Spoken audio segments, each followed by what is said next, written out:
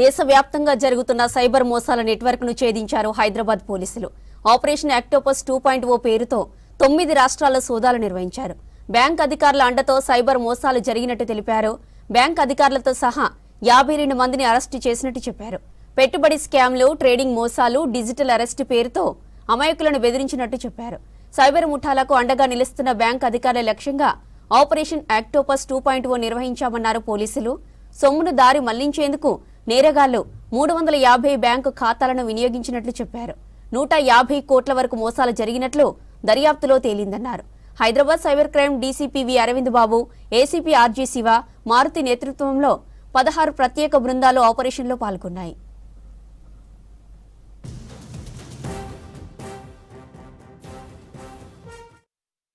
చైతన్యవంతం కావాల్సిన అవసరం ఎంతో ఉంది. దానికి తగ్గట్టుగా మనం కూడా హైదరాబాద్ సిటీ పోలీస్ కూడా ఎవరెవరు ఈ నేరాలని చేస్తున్నారు వాళ్ళందరి పైన చట్టపరమైన కేసు బుక్ చేయడము, నేరస్తులు అరెస్ట్ చేయడానికి నిరంతరం కృషి చేయడం జరుగుతుంది. ఆల్రెడీ దేశ వ్యాప్తంగా మ్యూల్ అకౌంట్ హోల్డర్స్ ఎవరెవరు ఉన్నారు వాళ్ళందరూ కూడా ఐడెంటిఫై చేసి మనం దాదాపు 100 మంది పైన అరెస్ట్ చేయడం జరిగింది. దాన్ని కంటిన్యూషన్ లో ఆపరేషన్ ఆక్టోపస్ 2.0 పేరుతోని మనము సైబర్ క్రిమినల్స్ నెట్వర్క్ ని డిస్మాంటిల్ చేయడానికి మా డీసీపీ సైబర్ క్రైమ్స్ అరవింద్ బాబు, మన ఏసీపీ శివమారుతి నేతృత్వంలో దాదాపు 9 రాష్ట్రంలో 16 టీమ్స్ పంపించి 150 మంది పోలీస్ ఆఫీసర్స్ వారం తరబడి ఆ స్టేట్ లో ఉంది. ఈ రోజు దాదాపు 52 మంది బ్యాంక్ మేనేజర్స్ కి, కేవైసీ వెరిఫైయర్స్ కి, కస్టమర్ రిలేషన్ మేనేజర్స్ కి, ఇంకా బ్యాంక్ ఆఫీషియల్స్ ని మరియు మ్యూల్ అకౌంట్ హోల్డర్స్ ని అరెస్ట్ చేయడం జరిగింది. ఈ ఒక ఆపరేషన్ లో మన టీం మెంబర్స్ అందరూ కూడా నా తరపు నుంచి హైదరాబాద్ సిటీ పోలీస్ తరపు నుంచి పేరుగా అభినందిస్తున్నాను. ఫిబ్రవరిలో ఈ ఒక ఆపరేషన్ ఆక్టోపస్ ని మనము స్టార్ట్ చేయడం జరిగింది. దాదాపు